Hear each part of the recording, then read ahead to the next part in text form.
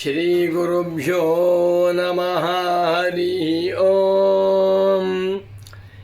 ಶಂಕರಂ ಶಂಕರಾಚಾರ್ಯಂ ಕೇಶವಂ ಬಾದರಾಯಣಂ ಸೂತ್ರಭಾಷ್ಯಕೃತೌ ವಂದೇ ಭಗವಂತೌ ಪುನಃ ಪುನಃ.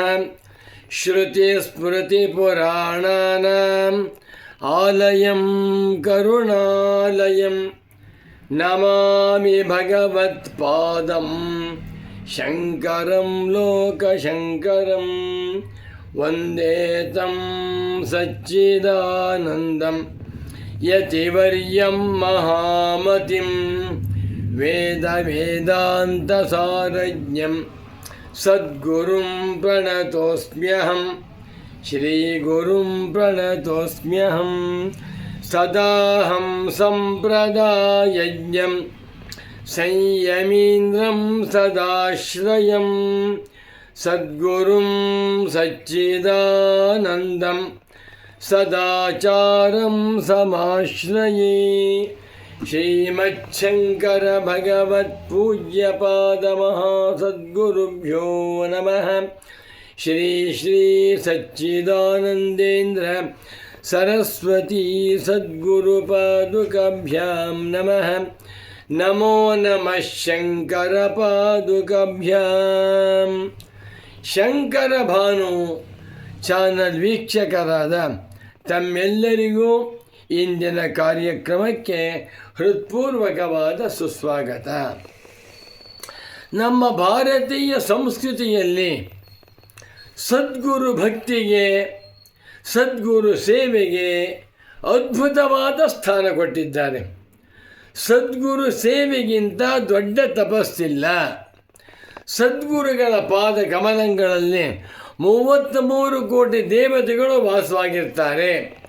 ಸದ್ಗುರುವೆಂದರೆ ಗುರುರ್ ಬ್ರಹ್ಮ, ಗುರುರ್ ವಿಷ್ಣು, ಗುರುರ್ದೇವೋ ಮಹೇಶ್ವರ, ಗುರು ಸಾಕ್ಷಾತ್ ಪರಂ ಬ್ರಹ್ಮ.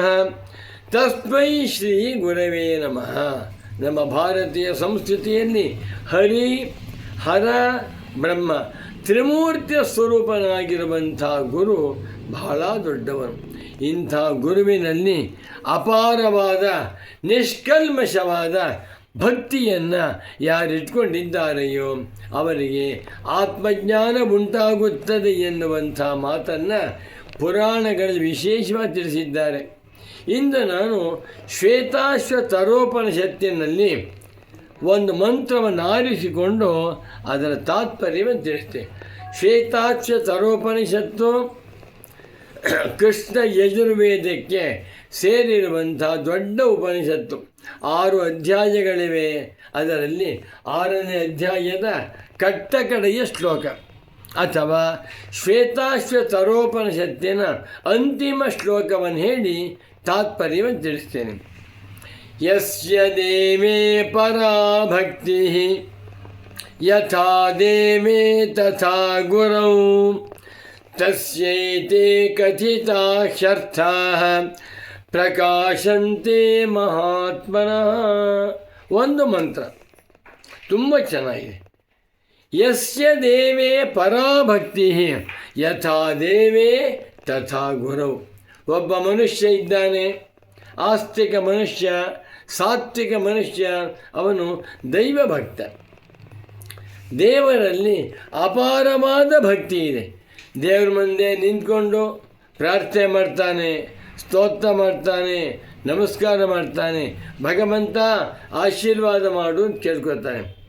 ಯಾವತ್ತಿಗೂ ದೇವನಿಂದೆಯನ್ನು ಮಾಡುವುದಿಲ್ಲ ಮನುಷ್ಯ. ಅದೇ ತರಹದ ಭಕ್ತಿ ಯಾವ ಮನುಷ್ಯನಿಗೆ ಯಥಾ ದೇವೇ ತಥಾ ಗುರೌ, ಭಗವಂತನಲ್ಲಿ ಪರಮಾತ್ಮನಲ್ಲಿ ಶುದ್ಧವಾದ ಪರಾಭಕ್ತಿ ಉಂಟೋ ಅದೇ ಪರಾಭಕ್ತಿ ಯಾರಿಗೆ ತಮ್ಮ ಗುರುವಿನಲ್ಲಿದೆಯೋ. ಗುರುವನ್ನು ಕಂಡಾಗ ಸಾಕ್ಷಾತ್ ಪರಮಾತ್ಮನೇ ಬಂದಿದ್ದಾನೆ ಎನ್ನುವಂಥ ಭಾವನೆ ಬರಬೇಕು. ಗುರುವಿನ ದರ್ಶನ ಮಾಡಿದಾಗ ಸದ್ಗುರುವಿನಲ್ಲಿ ಎಲ್ಲ ದೇವತೆಗಳು ವಾಸವಾಗಿದ್ದಾರೆ. ಸದ್ಗುರುವಿನಲ್ಲಿ ಎಲ್ಲ ನದಿಗಳು ಸಮುದ್ರಗಳು ವಾಸವಾಗಿವೆ. ಗುರುಗಳಲ್ಲಿ ಎಲ್ಲ ಗ್ರಹಗಳು ವಾಸವಾಗಿದ್ದಾರೆ. ಗುರುವನ್ನು ನಾವು ಸರ್ವದೇವಾತ್ಮಕ, ಸರ್ವತೀರ್ಥಾತ್ಮಕ, ಸರ್ವಗ್ರಹಾತ್ಮಕ ಅಂತ ಹೇಳ್ತೇವೆ. ಆ ಭಾವನೆಯಿಂದ ಯಾರಿಗೆ ಸದ್ಗುರುವಿನಲ್ಲಿ ನಿಷ್ಕಲ್ಮಶವಾದ ಭಕ್ತಿ ಉಂಟೋ, ಯಸ್ಯ ದೇವೇ ಪರಾಭಕ್ತಿ ಯಥಾ ದೇವೇ ತಥಾ ಗುರು. ನೋಡಿ, ದೇವರಲ್ಲಿ ಎಲ್ಲರಿಗೂ ಭಕ್ತಿ ಇದೆ. ತಿರುಪತಿ ವೆಂಕಟೇಶ್ವರ ಅಂದ್ಬಿಟ್ರೆ ಅಲ್ಲಿ ಹೋಗ್ತೇವೆ, ವೆಂಕಟೇಶ್ವರ, ಭಗವಂತ, ನಾರಾಯಣ, ಗೋವಿಂದ, ಸ್ವಾಮಿ ಕಾಪಾಡಪ್ಪ ಅಂತೇವೆ. ಅಷ್ಟು ಭಕ್ತಿ.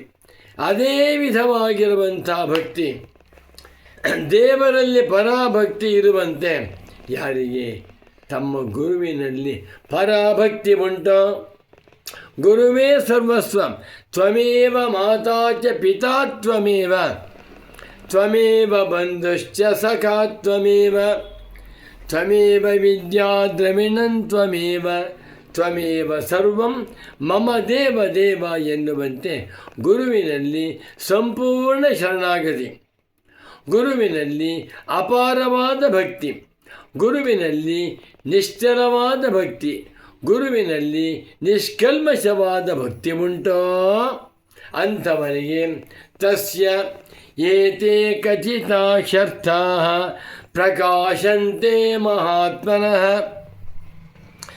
ಅಂಥ ಗುರುಭಕ್ತನನ್ನು ಈ ಶ್ವೇತಾಶ್ವ ತರೋಪನಿಷತ್ತಿನಲ್ಲಿ ಮಹಾತ್ಮ ಅಂತ ಕರೆದಿದ್ದಾರೆ. ಗುರು ಮಹಾತ್ಮನಲ್ಲ, ಗುರುವು ಮಹಾತ್ಮ ದುರಾತ್ಮ ಎರಡನ್ನು ಮಿಂಚಿದ ಪರಬ್ರಹ್ಮ ತತ್ವ. ಅಂಥ ಗುರುವಿನಲ್ಲಿ ಯಾವಾತನಿಗೆ ನಿಷ್ಕಲ್ಮಶವಾದಂಥ ಭಕ್ತಿ ಉಂಟೋ ಅವನಿಗೆ ಹೆಸರು ಮಹಾತ್ಮ. ಮಹಾನ್ ಆತ್ಮ ಅಂತಃಕರಣಂ ಯಸ್ಯ. ಈ ಮಹಾತ್ಮನಿಗೆ ಆಗುವ ಫಲವೇನು ಅಂತಂದರೆ ತಸ್ಯ ಮಹಾತ್ಮನಃ ಏತೆ ಕಥಿತಾಃ ಅರ್ಥಾಃ.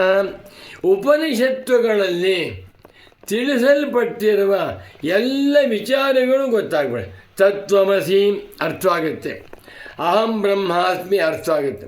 ನಾಹಂ ದೇಹ ಜನ್ಮ ಮೃತ್ಯು ಕುತೋಮಿ, ನಾಹಂ ಚಿತ್ತಂ ಶೋಕಮೋಹಂ ಕುತೋಮಿ, ನಾಹಂ ಪ್ರಾಣಃ ಕ್ಷುತ್ಪಿಪಾಸೆ ಕುತೋಮಿ, ನಾಹಂಕಾರಃ ಬಂಧ ಮೋಕ್ಷವು ಕುತೋಮಿ.